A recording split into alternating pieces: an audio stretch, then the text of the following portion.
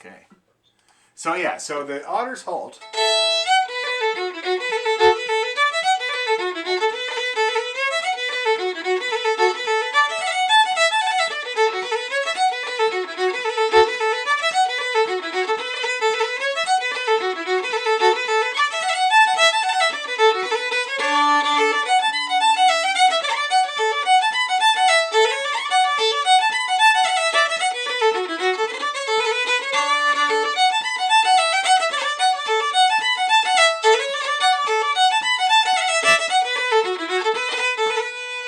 See that?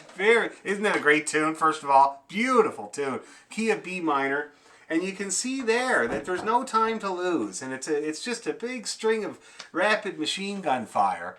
And if you don't have a few tricks to make it easier for yourself, then it really is hard to get through, you know? There's a few things that I've mentioned before, like holding your fingers down as much as you can, leaving them down on the strings as much as you can, picking them up only when you need to. That's one of the main things that I do to save time and energy is that.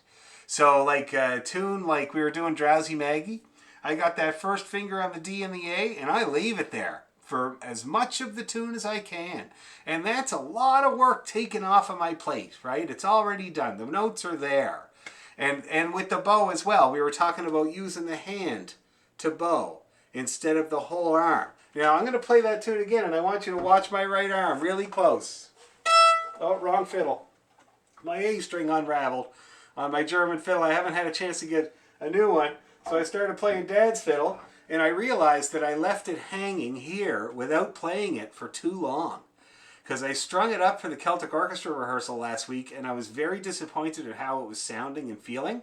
And it's feeling a little bit better now, but I realized I left it too long. You can't leave these old fiddles without playing them for more than a couple of months, and they start to really, I don't know what it is, it's a mysterious thing, but you got to play them.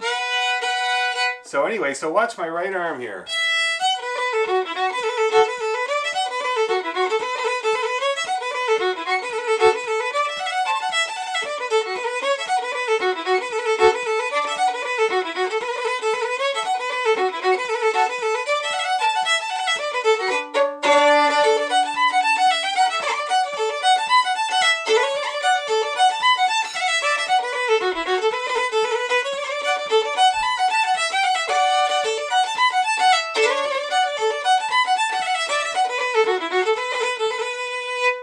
Everybody seeing that, noticing that, the movement of my right hand, mostly this, right?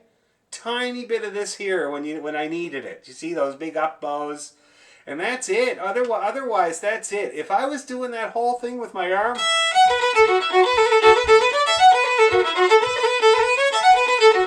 I'm already tired. I don't want to do it no more. See that? It's way too much work. And also, it contributes to a messiness because this hand, for everybody here, can move really fast. The fingers can move lightning speed. You can't even see it, right? Even you guys, if you did that right now, it'd be really, really fast. You try to move your arm the same speed, never have a hope of catching up with these small muscles. See that? And so we learn to use the small muscles with this hand. That way, you can keep up pretty easy, and it's a lot less work. See that? So let's do it. Let's go back. And we're going to build these skills, make them stronger to help everybody, okay? And get stronger with what we already know, supposedly already know, okay? So that's great. Thanks for the feedback, guys. I've never done this online class before, so I'm trying to learn as I go. Anyway, so that being said, why don't we get started? So, hello, Jerome. How you doing, buddy? Good. I'm just going to ask you, how long do you think it'll be till Mom comes home? Another 13 minutes approximately, or a half hour. Okay, if you want to read on Epic, that's fine with me. Yeah, thank you. Good man. Epic is a website that has just books, only books, every book, but it's on the computer, so we don't have to stack them up in Jerome's room. Okay, so I'm going to tune up my fiddle now. I taught an 11-year-old girl from Ireland how to tune her fiddle today over the Zoom. It was really way out of whack, and she did very well, actually.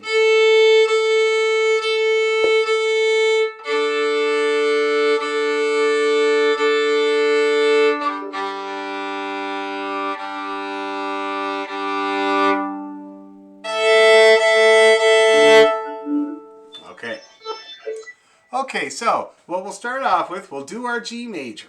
And we'll do a couple of bowing patterns too. So let's do the G major 3 times. First time regular. Second time the down, up, up thing. The third time we'll do little circles.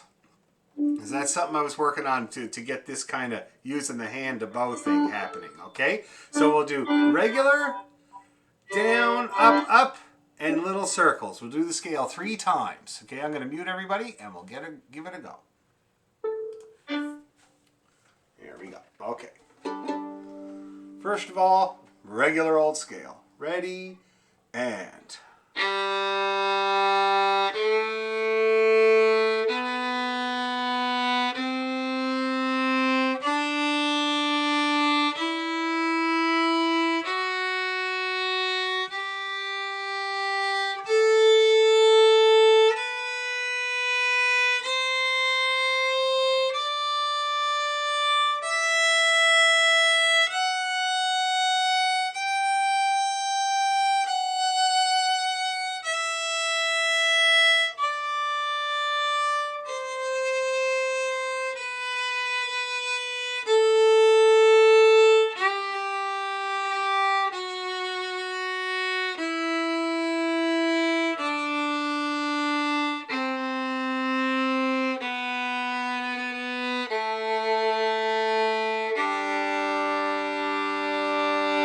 All right, now let's do the down, up, up on each note. All right, ready, and...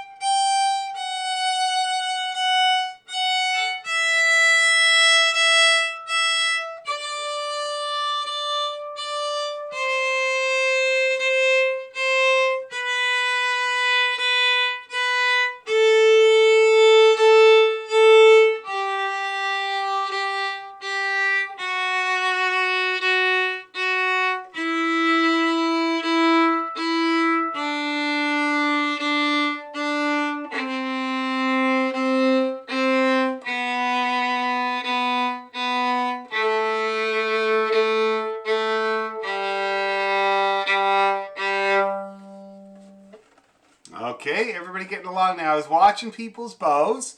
Watch out for making sure you stop in the middle. So I saw some people stopping more like down here, which, you know, I've seen that before a lot. It's easy to do. Sometimes some people have to put a sticker on their bow to kind of identify the middle because you kind of get lost in the water there. But just try to pay attention and stop it in the middle is the best place, because this is another way of kind of firming up your rhythm. Like when I was a kid with Suzuki, they put tape on your bow and they're like, this is your quarter note, this is your eighth note, you know?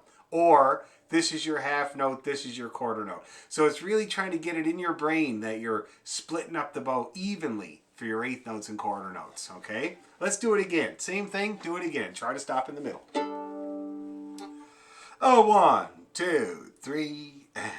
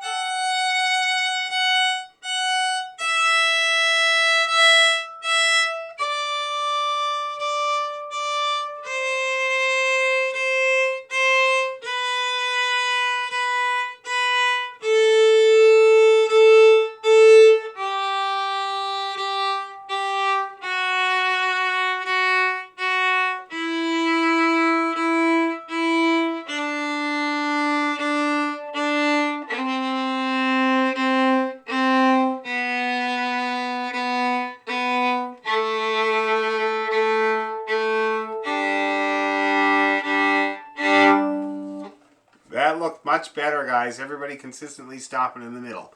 And hopefully it sounds clean and not too squeaky or TTC breaks sound-ish. Okay? Now, let's try the little circles. So I think we were doing 4, right? Okay? And I hit that A sharp. I hope you all heard that. Sharp A. The next one will be much better. Okay, so let's try 4 little notes for each note of the scale. 1, 2, 3, go.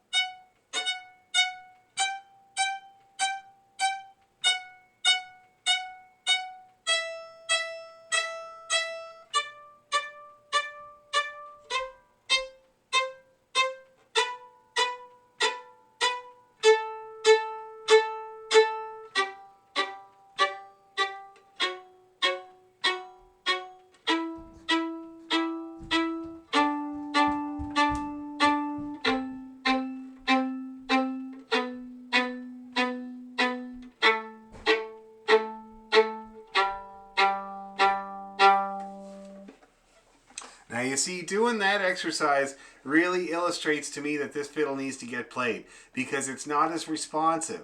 So if I compare it, I'll just show you, see if you can notice the difference, but I'll do that on my German fiddle.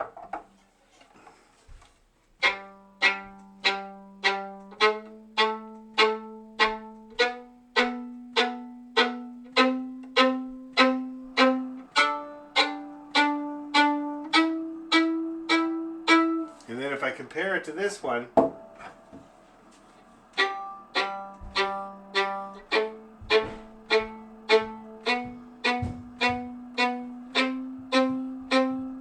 you see, I don't know if you can tell over the zoom, but this is slower to respond to those little notes. They don't come out right away. There's a little crack in there before they come out.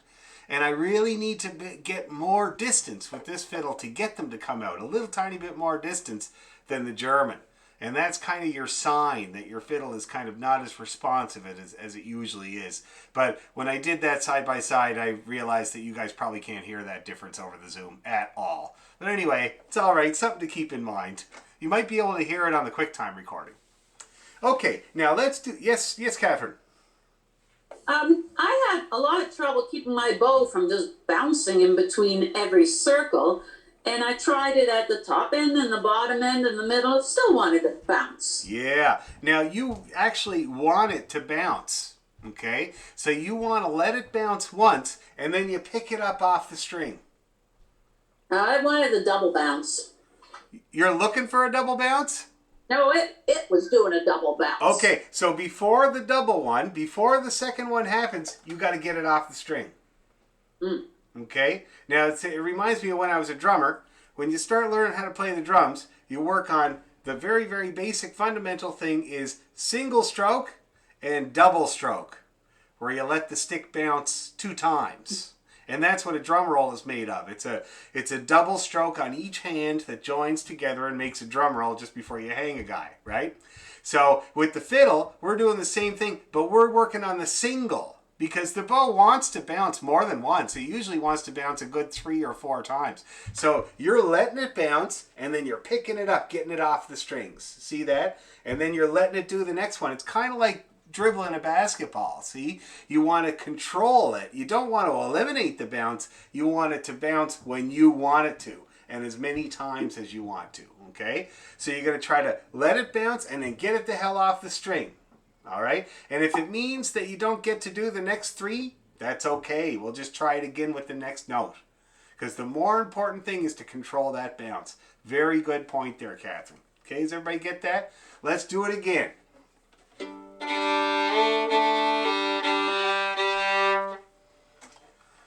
Here we go. 1, 2, 3, and...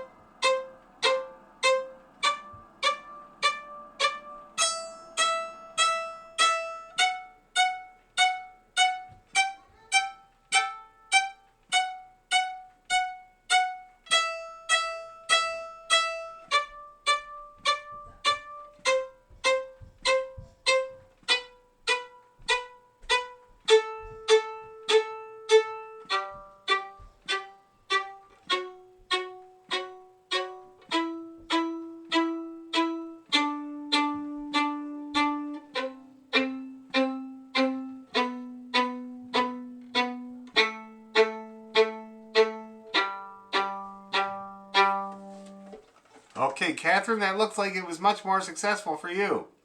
Great. Everybody else getting along okay? Any questions or problems about that exercise? Anything at all? It is, of course, harder to tune your notes when you're making tiny little short notes, right? And it's sometimes too late. You make the little note, you look at your tuner, it's flat, but it's already gone. So since we're doing 4 in a row, that's your chance to fair it up as you go along. Eh? Like if the first one's a little flat, press it harder. Hopefully the next 3 will be in tune. See what I mean? Yeah, it ups your chances. So make sure you keep an eye on that. It is harder to do, but that's partly why we're doing this. Now, if there's no questions, let's try arpeggio. Just in the regular way to start off with.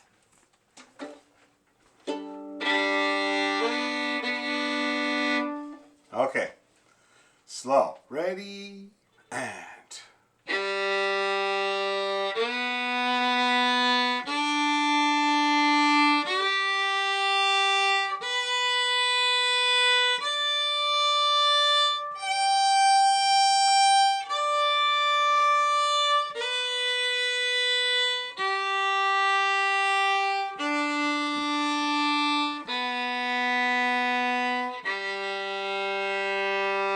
Let's try it again for luck. Ready, go.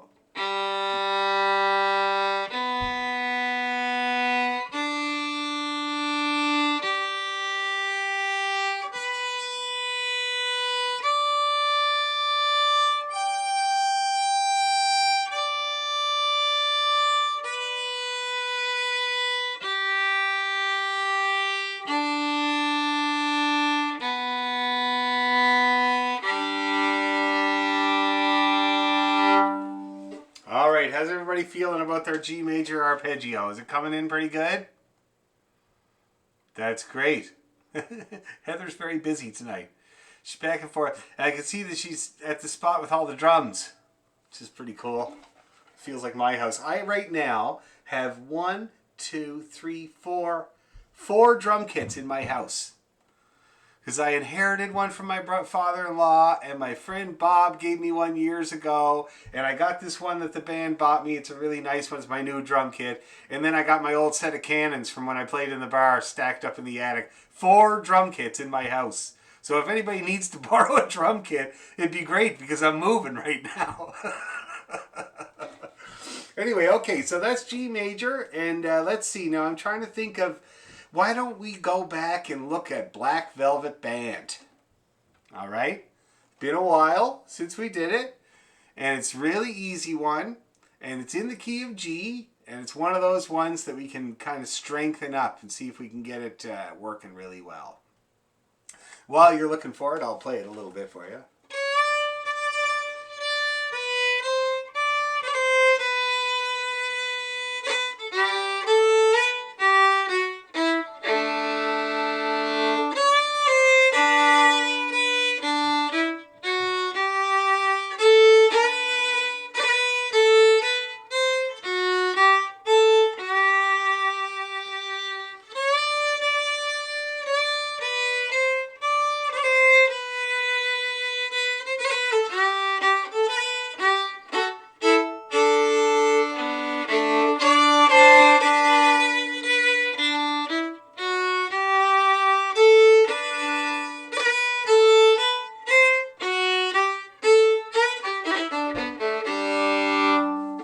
Right. Now, does anybody need, did I find music for it ever? Like, I have to look here. Just one sec. I'll look. Black Velvet.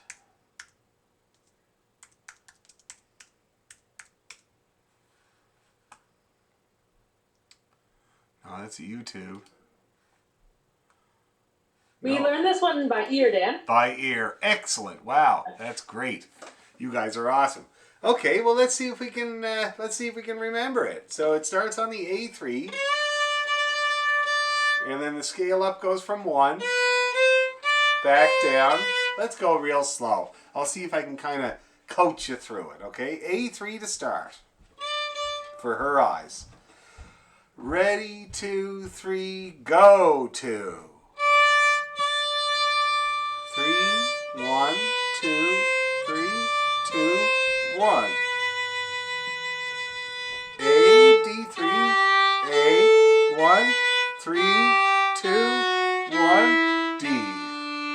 A3 next. 3, 2, 1, 1, D, 1, 2, 3. A1, 1, A, 1, 2, D2, 3, A3. Let's do it again. A3.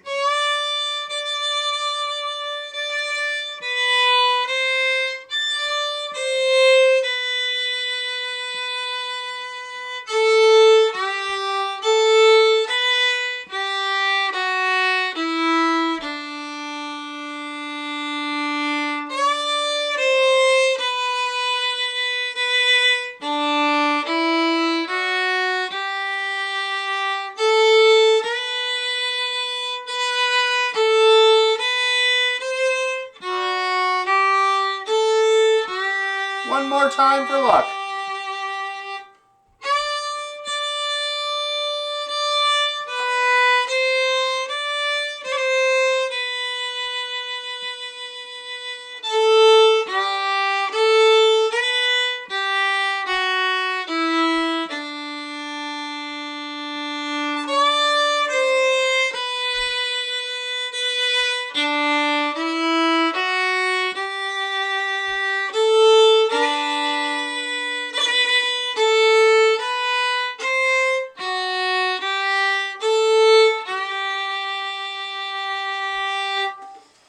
Now, looks are all I have to go on, but that looked pretty good, I gotta say. Is there anybody having trouble remembering the tune or what fingers to use or what comes next? Anybody at all?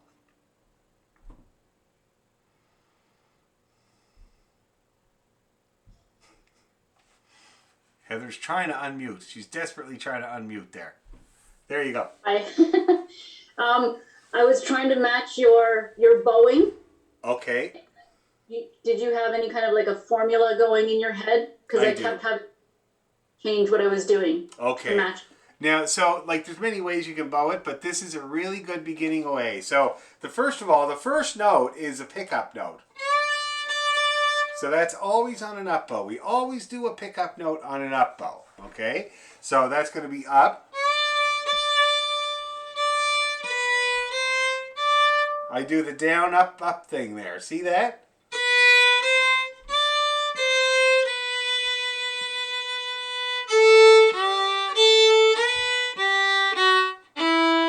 Another one there. Another one there. Another one there.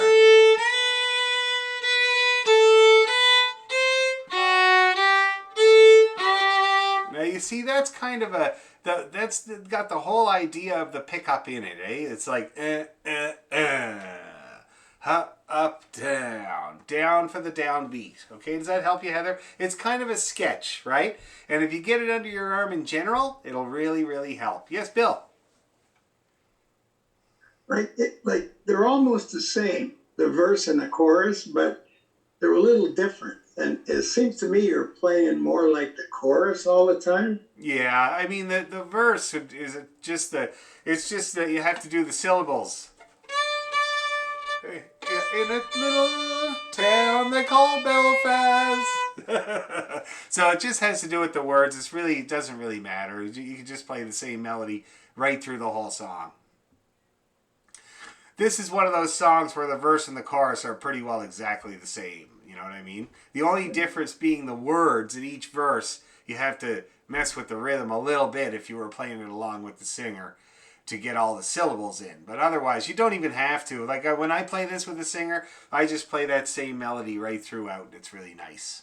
Okay? Good point though, Bill. Any other bits or pieces that are bothering anybody that I can help with? The bowing was a great point as well.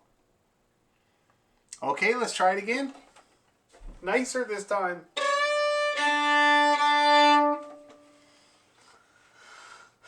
Here we go. 1, 2, 3, 1, 2.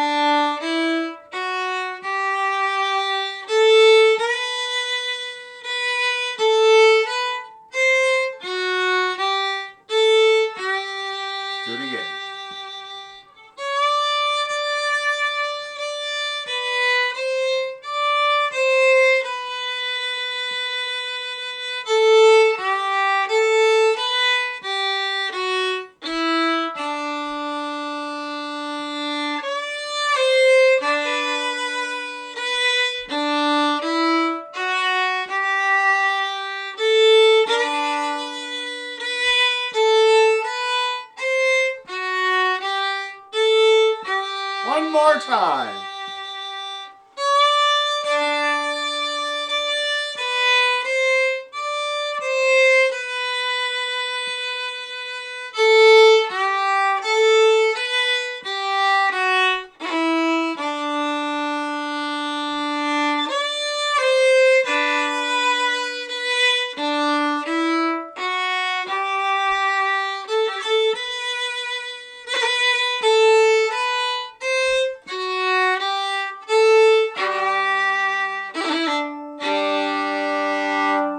Okay, so Heather, how did that work out with the bowing?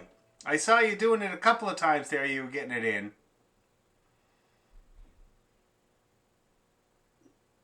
It's not natural yet, but it'll come. Keep that down, up, down, up thing in mind that we did with the scale. It's very similar. Okay, very similar. Once you get it under your arm, it's going to click a little bit more. On the video on YouTube, I'm pretty sure I'm doing it. I'll look at that. Okay, so that'll help you in the meantime. Yeah, in the meantime, you can use that as reference. All right. Anybody else trying that bowing out? It's working out okay? Yeah, a little bit? Oh, that's good. Okay. Any other bits or pieces about this one? Anything at all? Now, you were somebody was talking about ornaments and things you can put in. Let me just give you a go of what maybe a few things that I would do.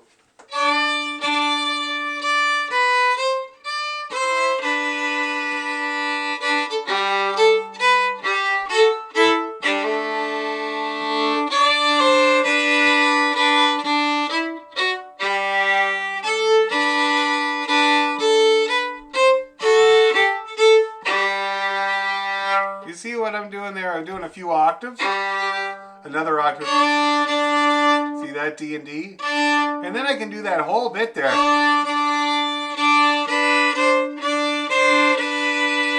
See, you can almost do the whole thing double stopped and it sounds nice. And it would be good practice, you know. You wouldn't want to do the whole thing, but then you can pick and choose, right? So. Then the octave again.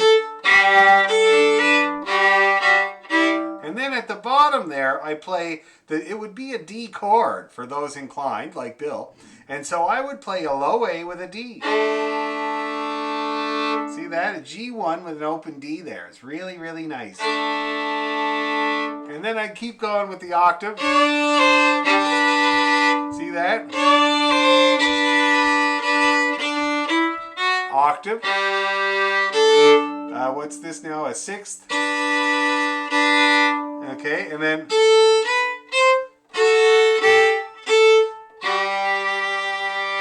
Okay, so that's a few of the ideas I'm putting in there. Okay, just a few.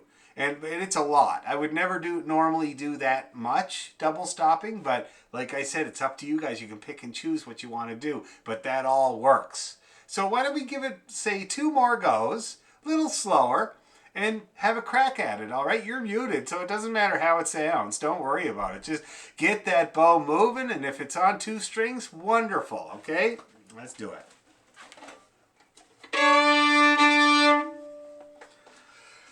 A 1, 2, 3, 1, 2.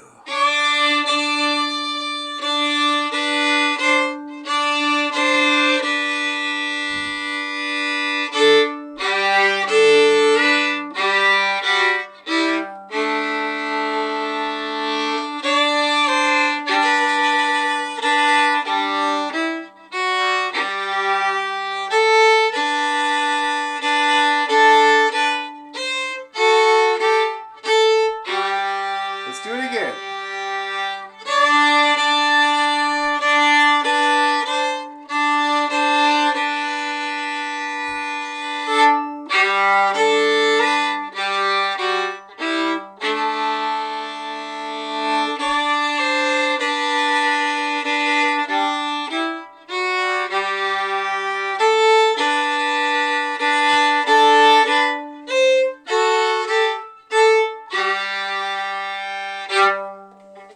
All right, getting a few in there. Everybody's kind of cracking up at themselves.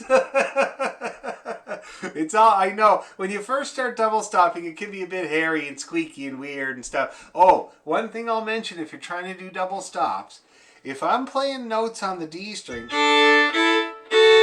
right, I have to make sure that my fingers are well out of the way of that A string that I'm playing on as well. See that? If they're touching it all, it's terrible. Oh my God. And it's actually, I find, the number 2 most common leading cause of squeaking when you play the fiddle is when your bow touches another string and your finger is also touching it a tiny bit. Eh? Very common cause of squeaking. And you might not realize it, but especially the E.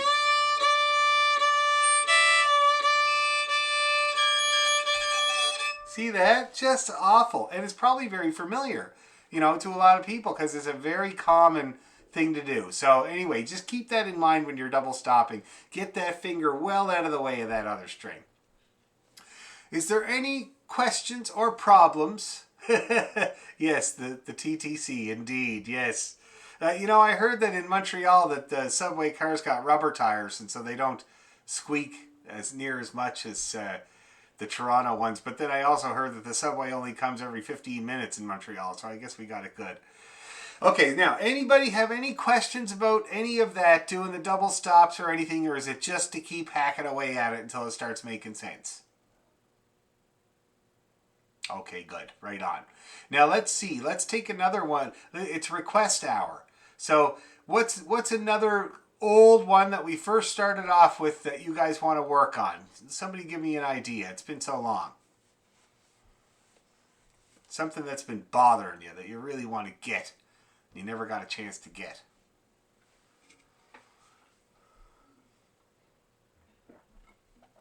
What about,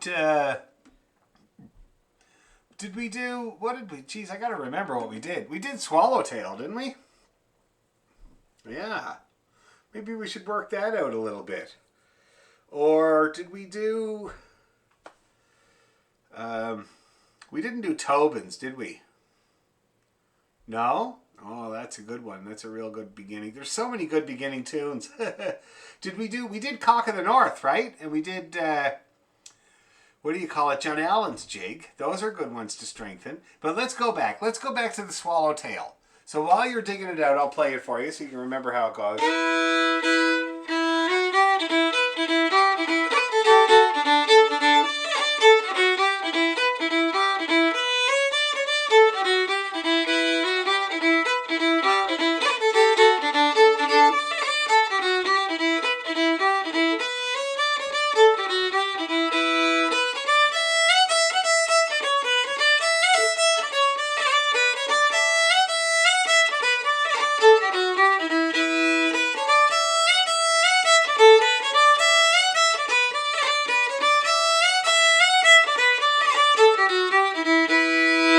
That's her. Everybody remember that one?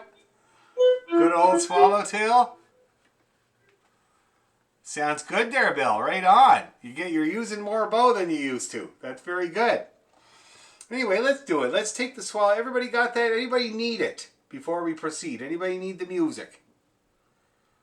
Okay, let's do it. Nice and easy, the Swallowtail. Let's start off this fast.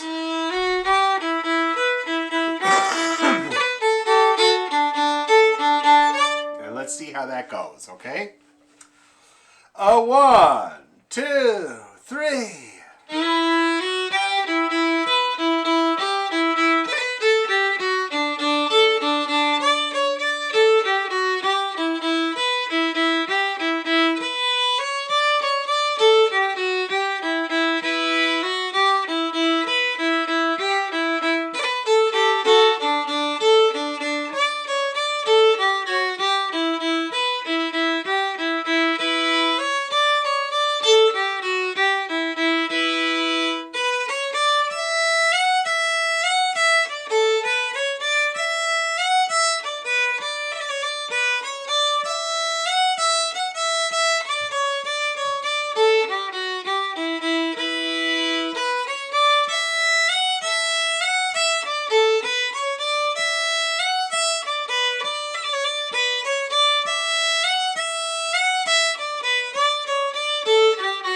Again.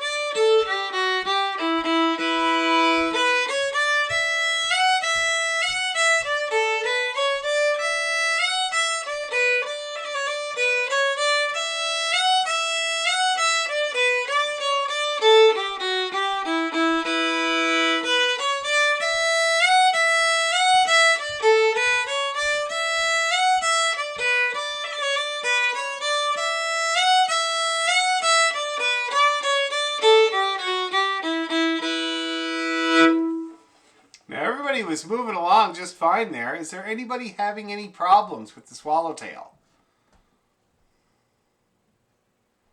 No? Excellent. So maybe we could either go a little bit faster, would be really good. And then let's just go a tiny bit faster, and then I'm going to talk about the ornaments that I put in there, the ornaments that everybody puts in there. Okay? Now, Heather, I don't think you were around for when we learned the swallowtail. Okay, how are you getting along with it? My daughters shared the music with me, so it's super handy. Good. It's new to me, but I've got the music, so I'm able to make sense of it. Oh, good. Okay, now I was watching you there. I was watching your fingers, and you're doing pretty good with a new tune. So just hang in there for now while I'm talking about all the fancy stuff, okay? Awesome. All right. So now let's try it just the tiniest bit faster, and Heather's going to keep her helmet on there, and then we'll talk about how I dress it up a little bit. Okay, here we go. 1, 2, 3.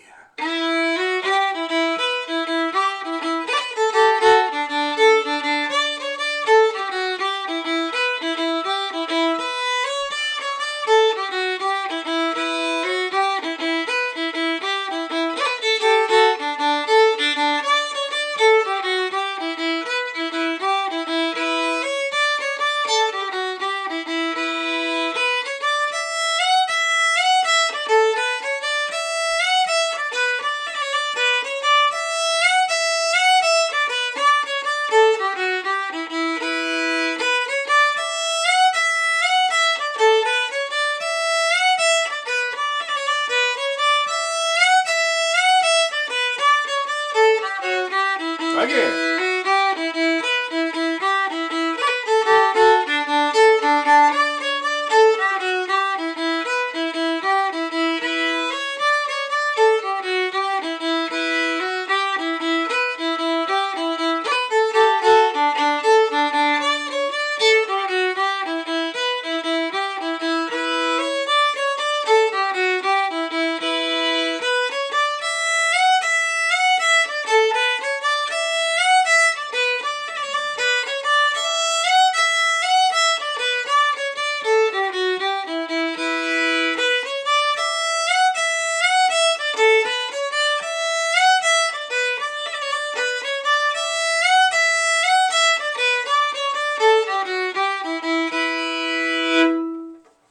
Geez, everybody looked like they were going along just great there. Really good. Now, one thing I noticed, though, and I had to point out because it's my job, is that the bow lengths for that time around got a lot shorter. Okay, for the faster, you know what I mean? Avoid that instinct, okay? I know you have the instinct, we're going faster, use less bow, but for my experience, I'm always trying to use more bow. So if the tempo's faster, I'm scooting that thing. I'm like chucking it back and forth because I don't want this to happen.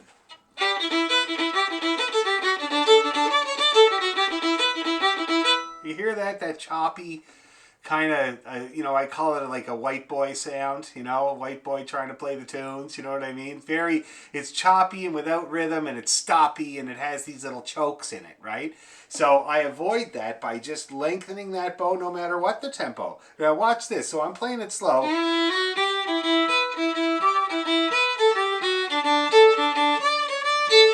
So you can see I'm using about that much bow for the most part, right? Watch when I go fast.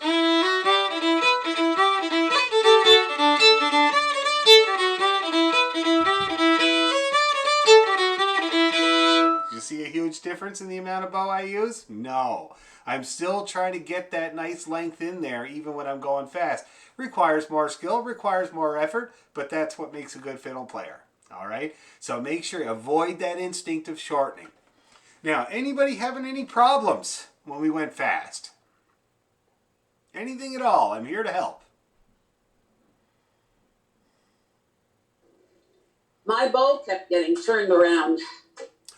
Did I show you about the up-ups? I don't think I showed you about the up-ups there, Catherine.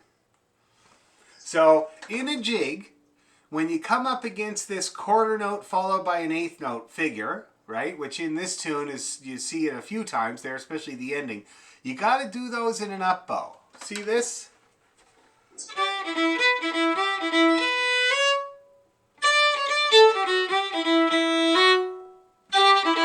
See that? If you slur those figures in an up bow, then it makes you start down for the next phrase. Nice and strong. See that? Okay, something to get used to, but if you try to get it a couple of times in this tune, you'll notice a difference in your bowing. Okay? Good point, though. Good point, because like Heather, I don't think I told Heather about the up thing in a jig either, because it's kind of new to the class, and we talked about that a long time ago. So just as a recap, if you see a quarter note followed by an eighth note, especially on the latter half of the measure in a jig, you want to slur those. They're going to be in an up bow, and you want to slur them in an up bow. And then start your next phrase on a great big down. Okay? It'll really help everybody. Let's try her one more time, and then I'll show you how I dress it up. See if that helps with the bowing.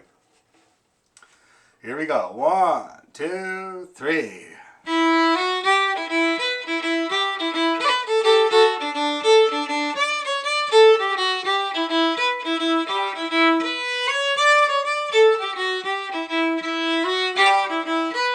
Yeah.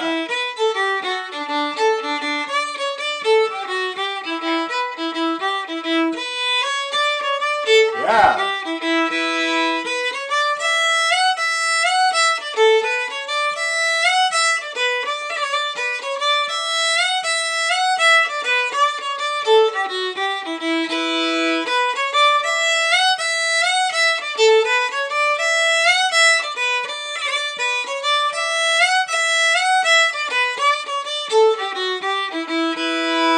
Oh, that looked way better for everybody. So I saw you getting a few in there, Catherine, which is really, really good. And for most people, at first you get a few, and then it'll start getting under your arm. Okay, now let's see about dressing it up. So you guys can hear that I'm doing this all the time. It's that classic E minor thing I do whenever I'm playing an E minor. I got the E and the B down at the same time. And I keep coming back to that.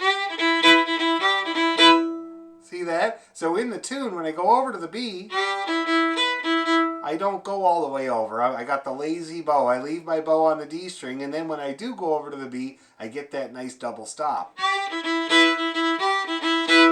See that? Really nice, a very simple and nice way to get something in there.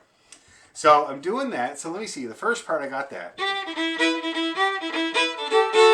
That's another one. F sharp and A there.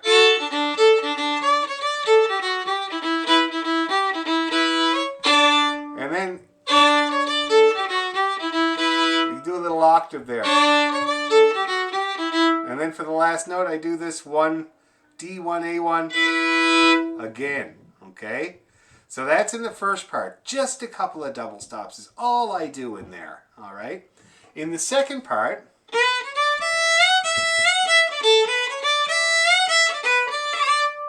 a roll. Okay? On that long D. And it's just one, but what a roll.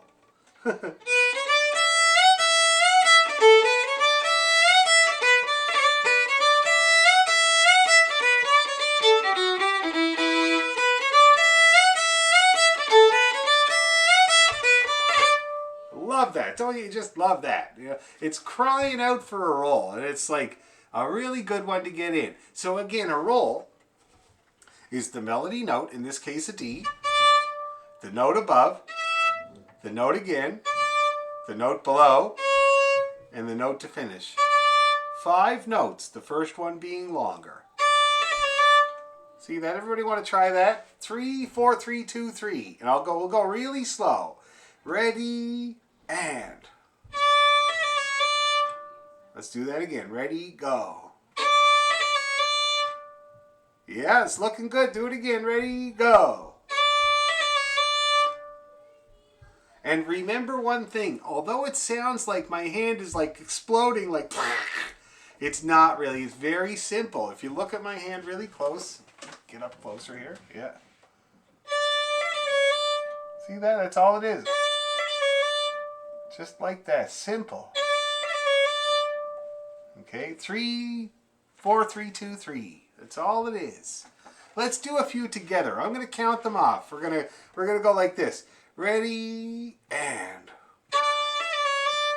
ready and do it again. Ready and you can try it on an up bow as well. Ready, go. Little different. Ready, go.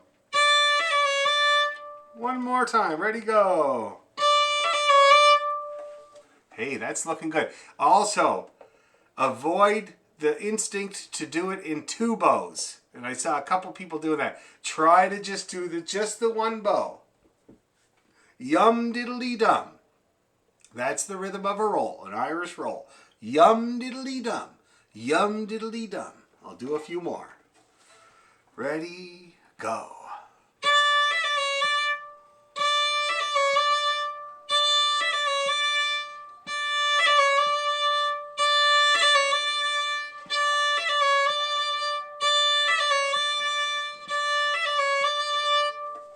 Okay.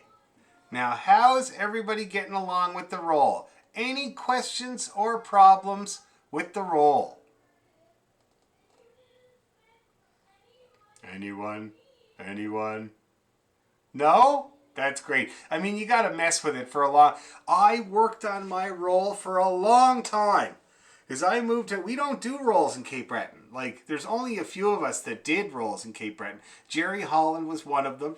This man here, Winston Scotty Fitzgerald, he did the odd roll. But he used to point out to people, well, I am Irish. You know, it's the name Fitzgerald. Like, it's a Scots-Irish name, but still. So he did the odd roll. What's his name there? Johnny Wilmot did the odd roll. But most of us don't. So when I came to Toronto, I had to learn rolls. And it eluded me for the longest time. I used to try to get him in there, but it just was not working. And I remember there was one tune we were doing in the Irish dancing show. It was called George White's Favorite.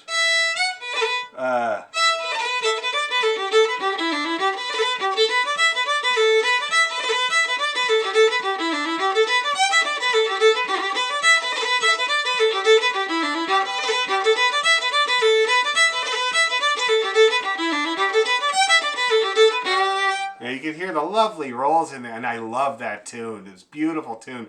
Nice, lovely rolls in there. When I first started playing it, Mr. Cape Breton Dan was playing it like this.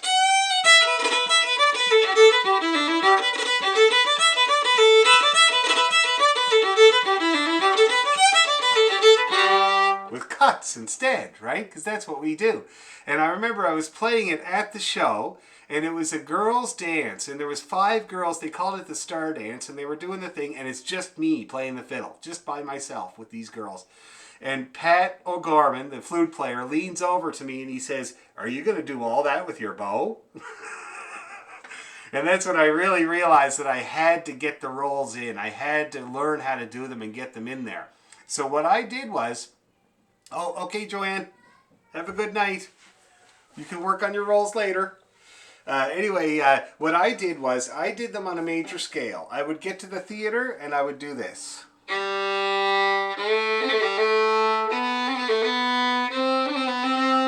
Just like that slow, with the right rhythm.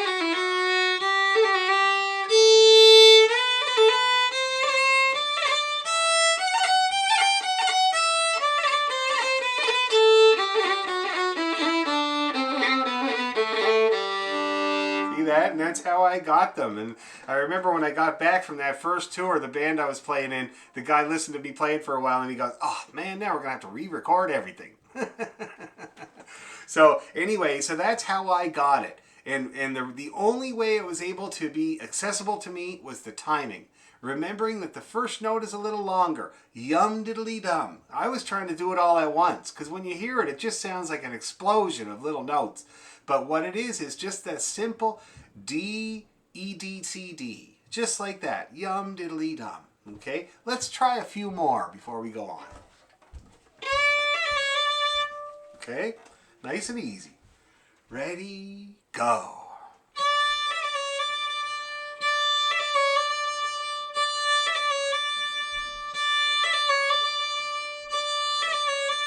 Looking good.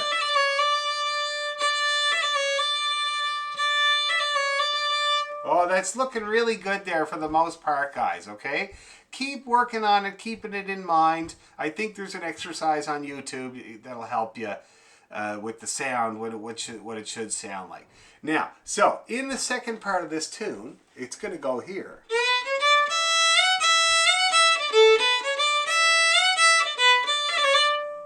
See how that works in there? That long D is going to get the roll.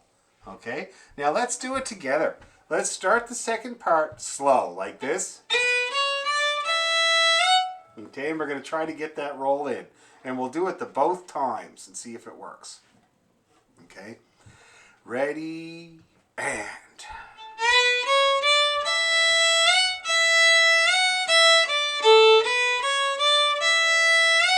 Here we go.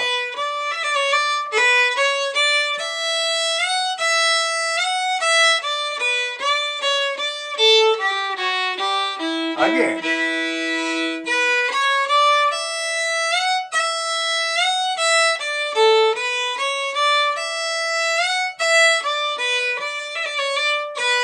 Good.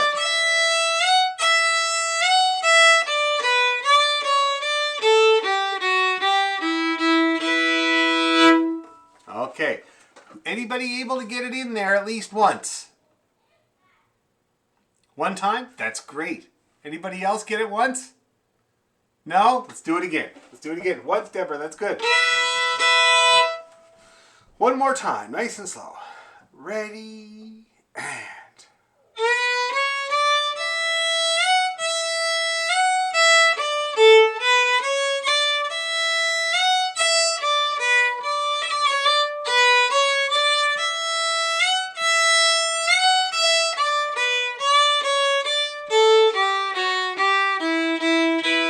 Again.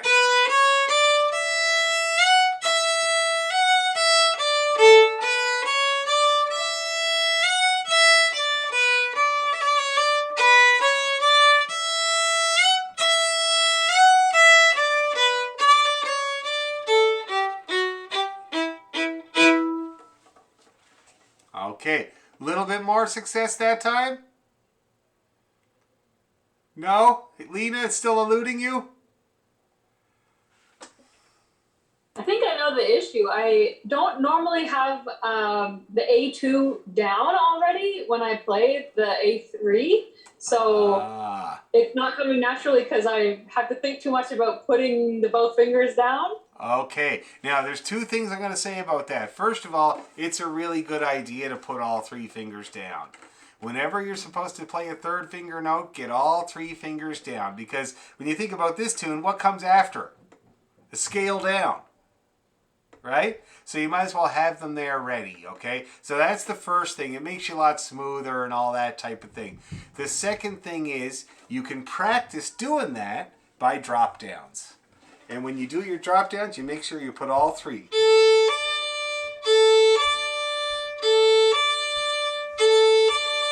See that? All three every time. And it'll make your drop downs more successful too, believe me. Because when you put those two fingers down behind it, you're filling in the space between the nut and the note, and you're more likely to get it high enough and not flat. Okay? So make sure you do that. Every time you put the third finger down, they all should be down. And then you can roll to your heart's content. Okay? So we'll work more on that next time. We'll work more on that. But that's definitely an issue, because if your second finger's not down, you're doing this. See, that's like a lot of work, you know? So yeah, good point, okay? Anybody else have anything they want to mention about the roll? It's a work in progress, so we'll keep working on it next week. We're not done or anything like that. But is there any questions or anything about the roll? No? Okay. Why don't we leave that tune for now? We've done lots of work to it. We've strengthened it, we've played it slow, we've added a roll, and talked about a couple of double stops. So I'm going to let that simmer all week, and we're going to re-look at it next week. Okay? Now let's take the tune we were learning, because we just learned it, Drowsy Maggie there, and let's work on that one. Okay? I got to run to the bathroom, but you guys go ahead and get out Drowsy Maggie, since we just learned it, and it's another beginning tune too.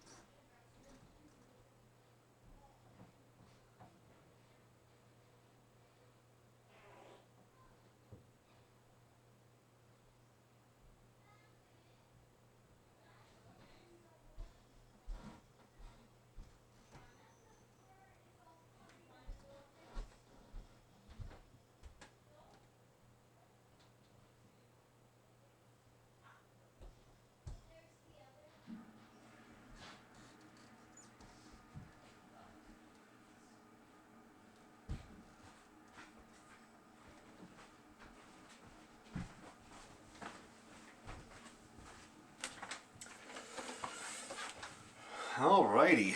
Drowsy Maggie. Great old tune. Not to be confused with Sleepy Maggie. That's a Scottish one. So me and my family are moving over the next couple of weeks to our temporary house. And so next week it's going to be a gamble as to whether I'm in the new house or not.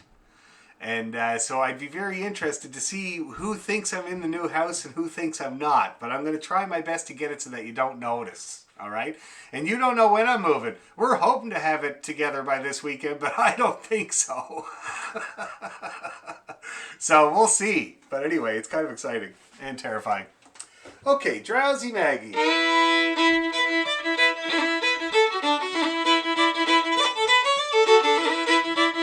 All right, great old tune. Excuse me, there's a roll in this one too. I think I might have mentioned it briefly. Yeah, we won't worry too much about it at this point. Let's see if we can just strengthen up the melody a little bit, okay? So let's start at the top. We're going to go slow. Nice and easy, and see if we can get through this tune, okay? Ready, and...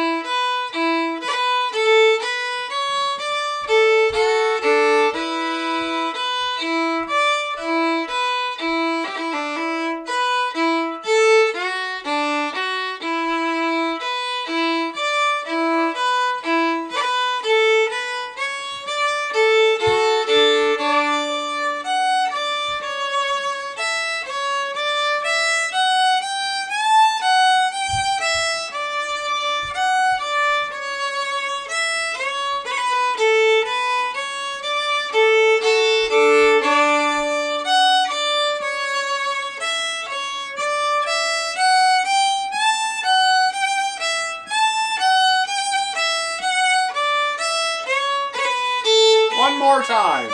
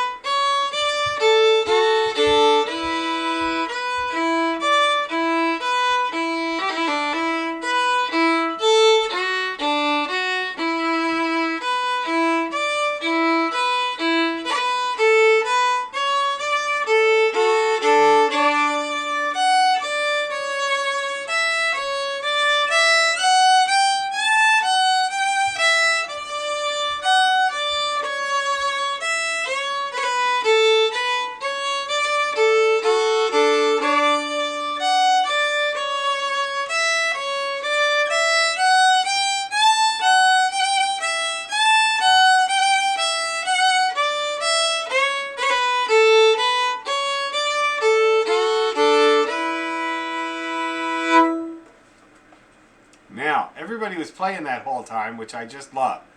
Anybody having any problems at that speed? No, I thought it was going pretty good. Shall we up the tempo a little bit?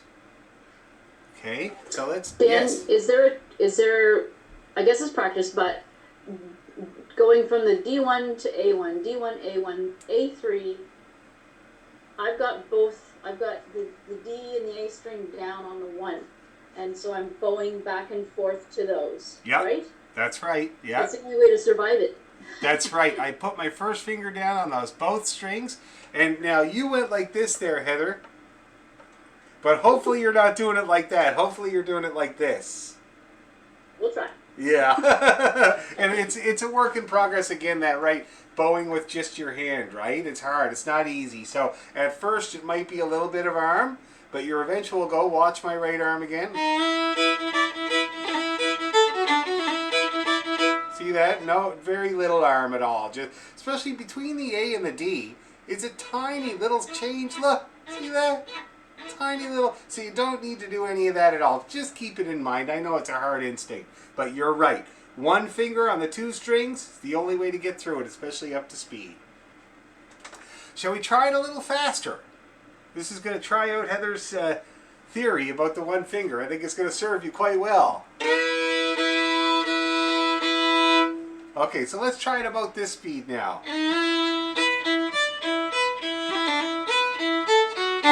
Okay, let's see what happens here. 1, 2, 3, and...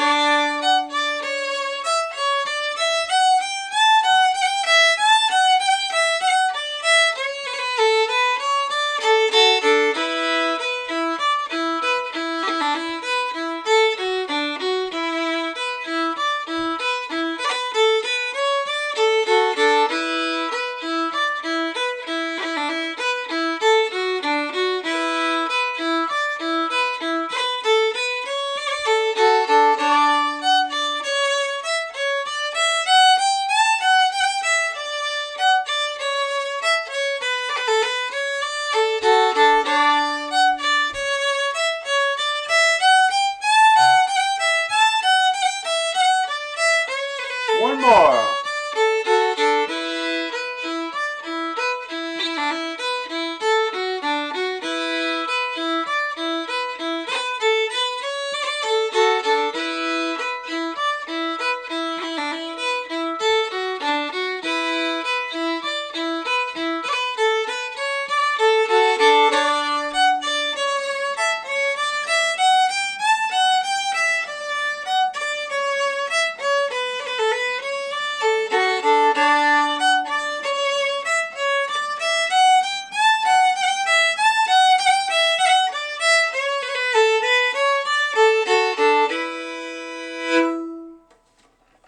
Looking good, people. Looking good. Now, anybody have any comments, questions, complaints, or concerns about drowsy Maggie?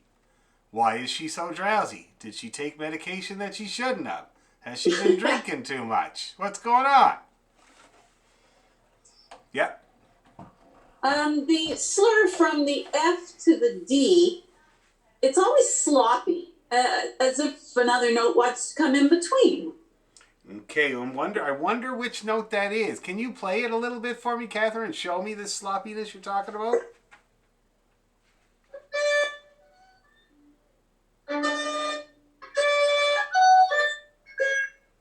That was pretty good. It's slower.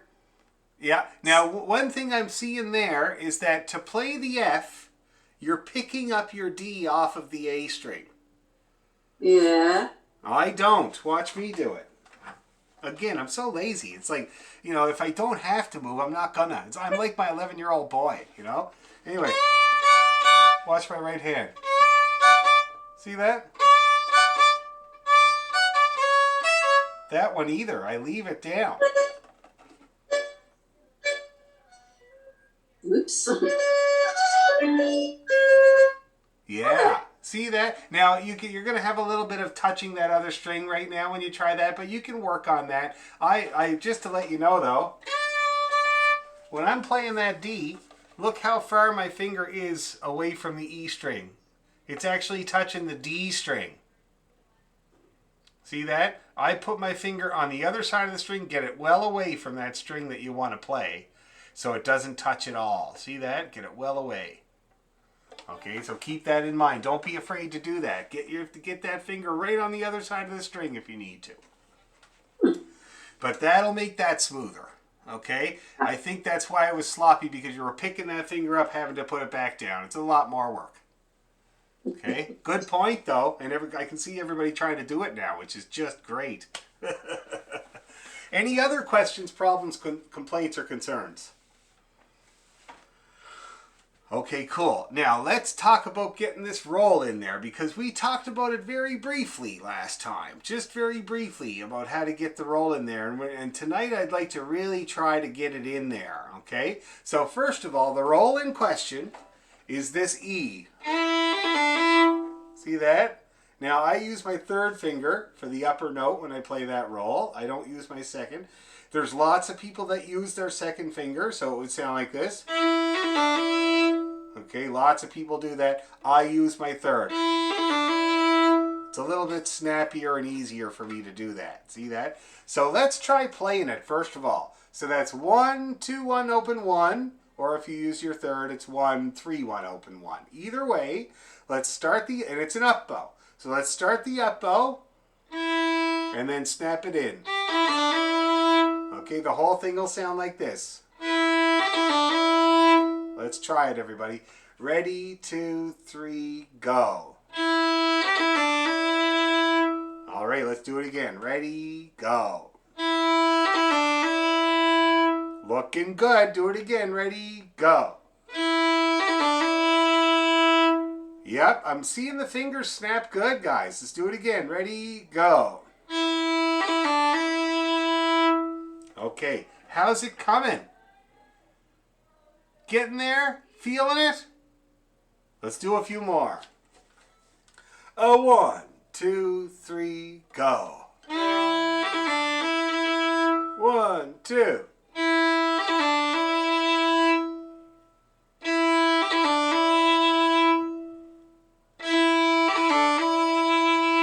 One more.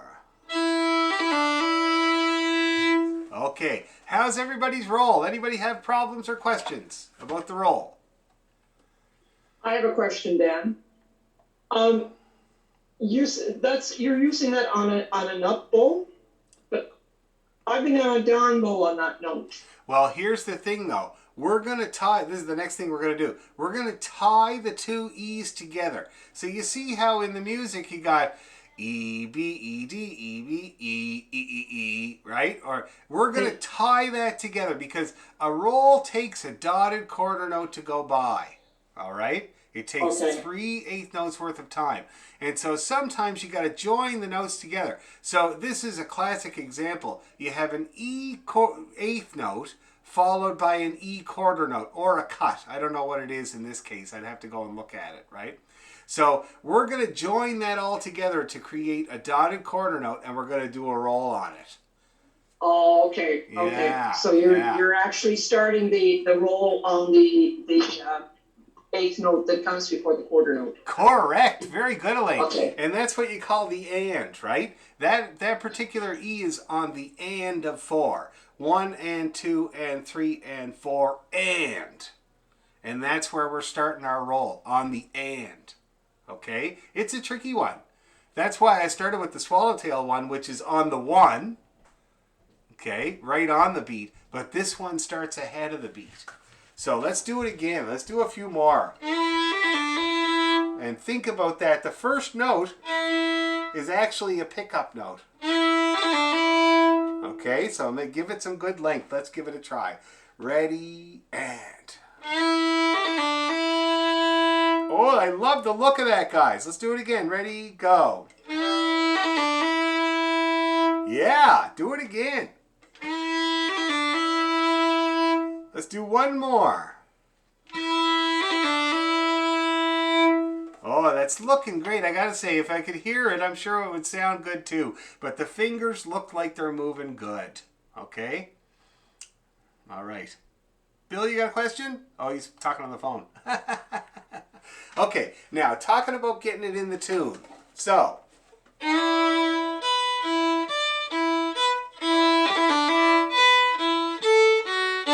That's where it goes. All right, I'll do it again.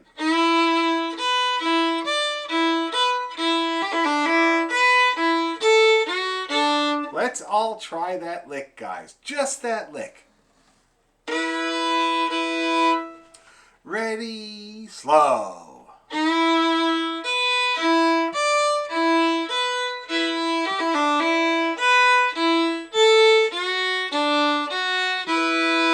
Okay, did it work?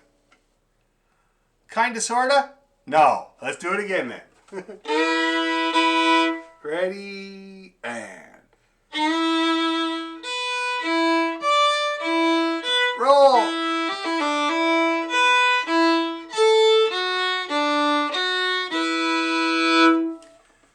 Little bit better success that time. We went slower. Okay, let's do that about, let's say 3 times. We'll do it 3 times in a row. Just that beginning lick, okay? Ready, go.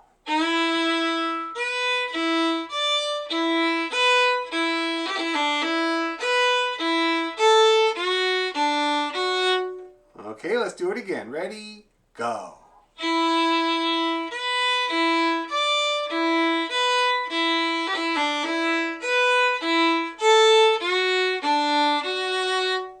Okay, let's do it one more time. Ready, go.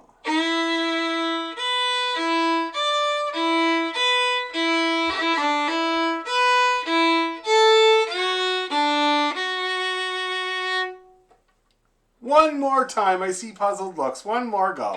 Ready, go.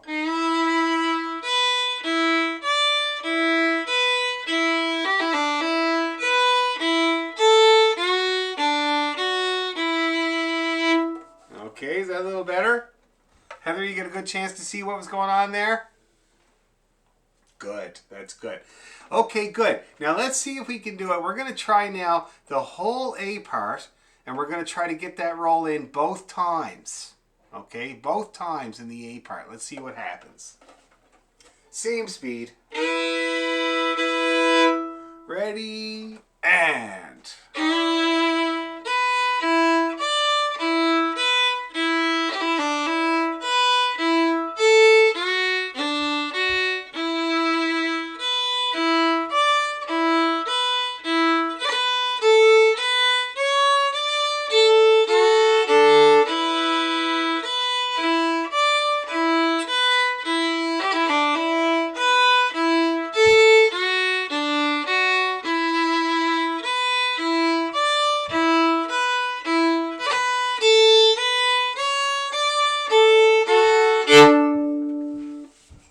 How's it feeling, people?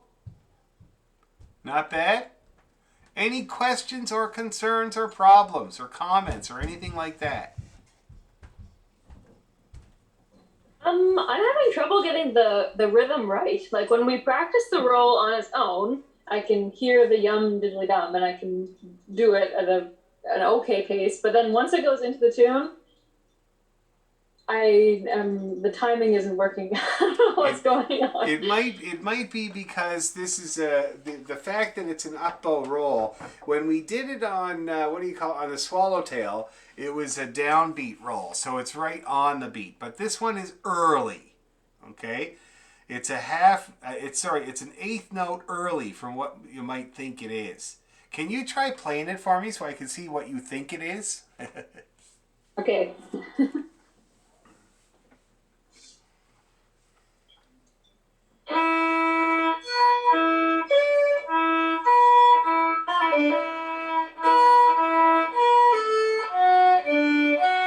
Okay, now that was actually... But it's in there, but it's not quite there. I'll tell you, the only problem I heard with that one, I thought you did quite well getting into it, but then you took a great big smoke break when you were done. So it ended up sounding like this.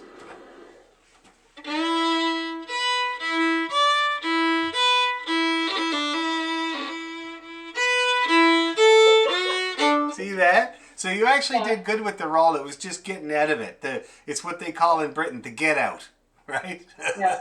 Okay. So you got to work on the get out. As soon as it's done, you just carry on as if you were normal, like my dad used to say. Okay. Anybody else have a problem like that? Yes, Catherine?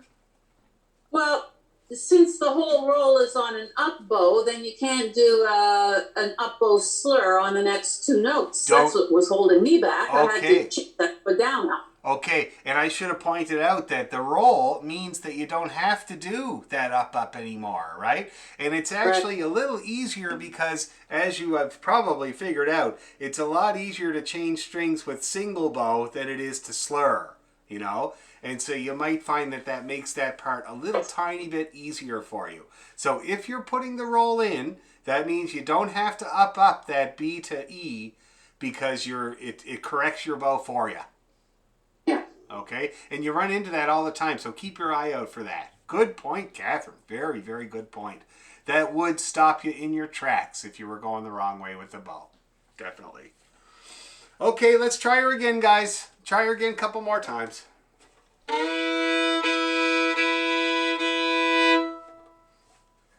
Okay. 1, 2, 3, go.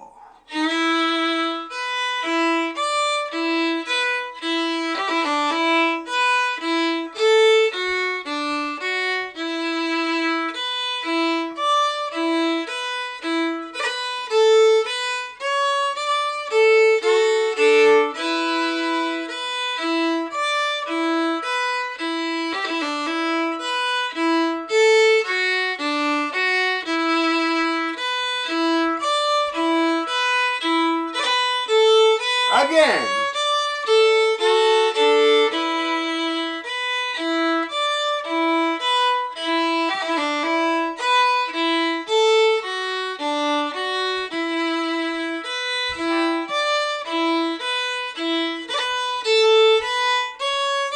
One more.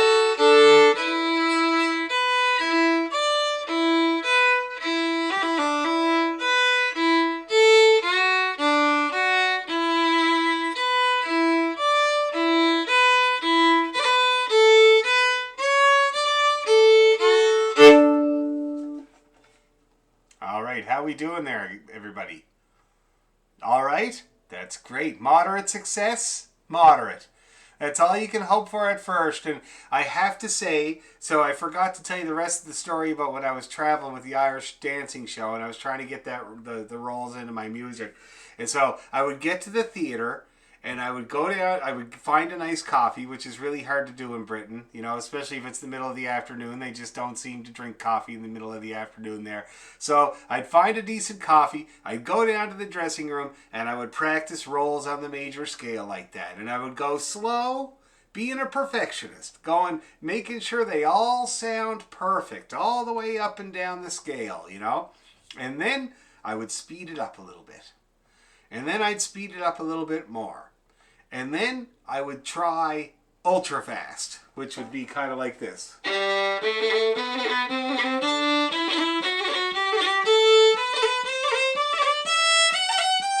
Like that. And I would use that to see which ones are still weak.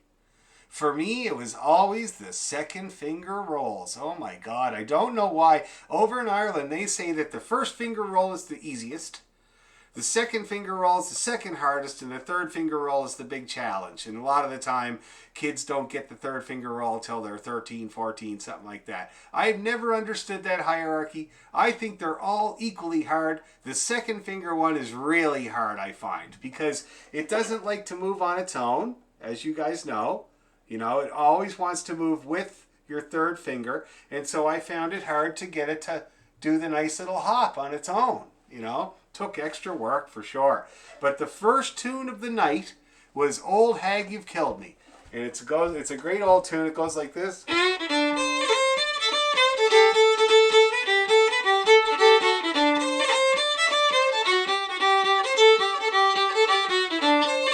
See that C roll there? Oh my God, that was the first tune of the night. And so the lights would come on, and I'd start playing Old Hag, and I'd hit that C roll, and I did 95 shows on that tour. It was a 3-month tour. I did 95 shows. I think I might have got the roll 30 of them, maybe. You know, so you shoot for a percentage. It's all you can do, right? And if you work for a cut-rate Irish dancing show where the producer doesn't care, it's perfect. Anyway, so there you go. So that's how we're going to get a roll into the Drowsy Maggie, okay? And you just work on them on their own. That's my biggest advice, is to keep working on them on their own until they feel good, and then you put it in that tune, okay? Any other questions or problems about that? No? We'll leave it for now. Okay, we'll leave that one for now. Now to end off the evening, let's practice one of our other oldies but goodies. Okay? I'm thinking of a slow one. Maybe we did Hector the Hero. Why don't we try that one? That's a lovely one. We also did Rosebud of Allenvale. Keep that in your mind for next time. I'd like to practice Rosebud next time. And I'd also like to practice Mrs. McLeod's Reel, because it's been ages since we did that one too. Okay, so we'll do the old Hector the Hero. I'll play a little bit of it while you're looking for it there.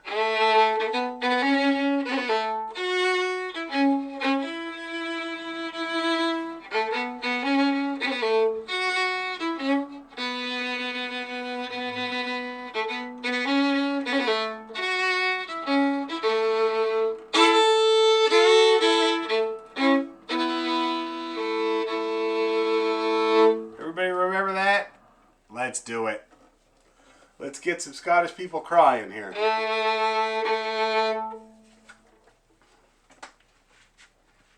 Okay, here we go. Ready, 2, 3, 1, 2.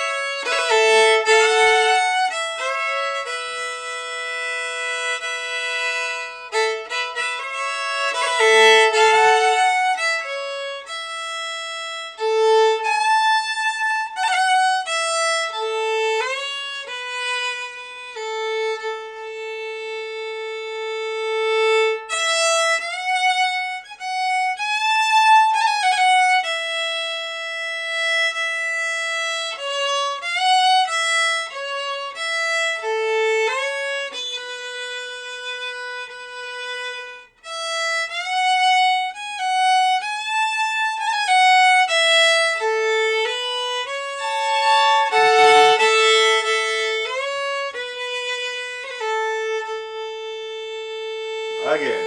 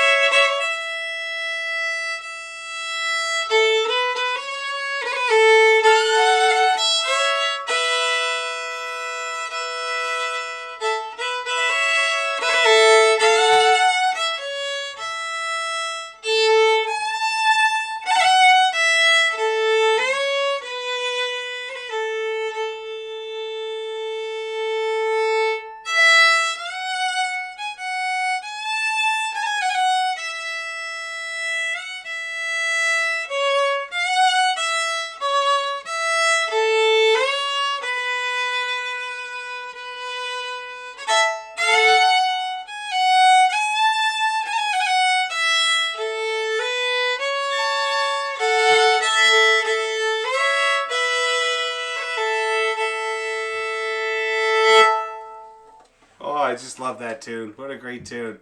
How's everybody feeling about it? How's it sounding? This one here doesn't have a whole lot of tricks. The biggest trick about this one is the damn key that it's in, right? It's a hard key, especially on the low strings. So, and it uses the whole fiddle. It goes right from one end of the fiddle to the other, the low A to the high A, you know? So that's pretty well A major personified there. How's everybody doing with it? Is it feeling comfortable? When you hit that low A, is it pretty consistent? As well as the high A. Yes, Bill? I've got a problem. Like, when I first got that music, it was so, I couldn't hardly read it. Okay. So I made my own copy, and now I haven't got the other copy, and I don't think my copy's perfect. So maybe you could send me a copy again. I will send that directly. Yeah, no problem. I'll just resend it. And I think one of my students resized it as well, Bill. So I'll send you that resized one. It's already bigger. Okay, good. Okay, good. Yeah. Good. Thank you. No problem. So here's what I suggest, guys. So for next week, we're gonna keep doing the work we did on the G major there, or maybe we'll pick a different key, but we'll do those bowing exercises. We'll check in on them. We'll check on the progress, see how everybody's feeling about them, and then we'll practice. We're gonna practice Hector the Hero again, because we just touched on it tonight. And what I want to do is I want everybody to feel so good about the key of A major that Hector the Hero is a walk in the park. Okay? And we're going to use it to get there. So we're going to work on that. We're going to work on the Drowsy Maggie with the roll and the roll in the swallowtail that we worked on as well. Okay? So drag get that swallowtail back up from the dredge it up from the depths and practice it and get it a little faster.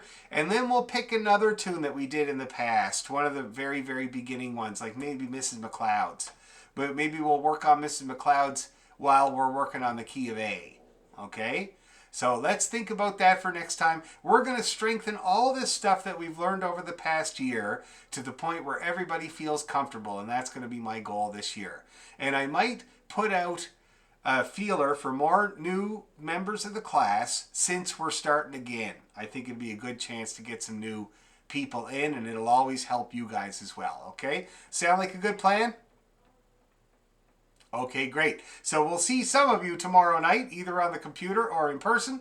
Otherwise, we'll see everybody next week. And thanks a million. And you can make your bets now as to whether it's the new studio or not. Okay. See you later, guys. Thank you, Dan. Thank Good you. night. See you later. Right. Nighty night.